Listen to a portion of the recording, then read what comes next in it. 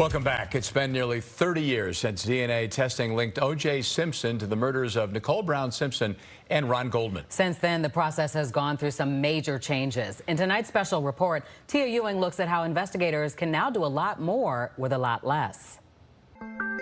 OJ Simpson's 1994 murder trial is well known for a lot of reasons. One of them is the more than 108 exhibits of DNA evidence that were introduced, which included more than 60 drops of blood.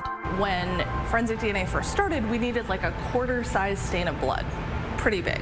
Now we're looking at a couple millimeters, or maybe like an eighth of a centimeter for blood.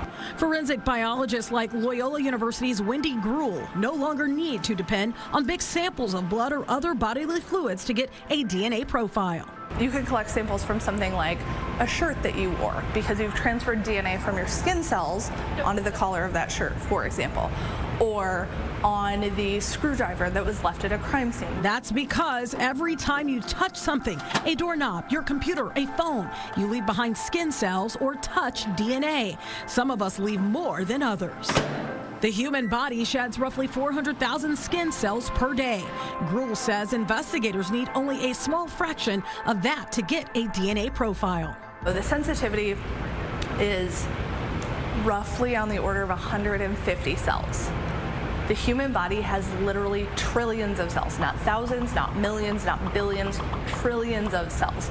So the idea that you can get a profile of 150 is pretty incredible. The sensitivity greatly increased in probably about 2007, 2008. Brenda Nanoski is the biology program manager for the Illinois State Police. We don't just do DNA on sexual assaults or homicides. We actually process property crimes. We process crimes against people. It could be a battery case. Illinois State Police say touch DNA they recovered from the weapon in an expressway shooting on I-290 back in March of 2020 was used to convict the gunman.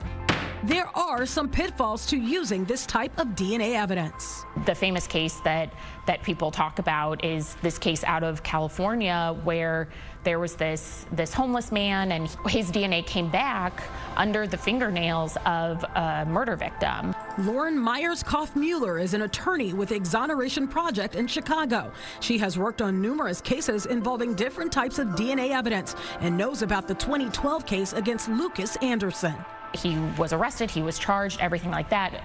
He was very lucky that he had a very good lawyer who believed him when he said, I had an alibi, I couldn't have done this, you need to look into this.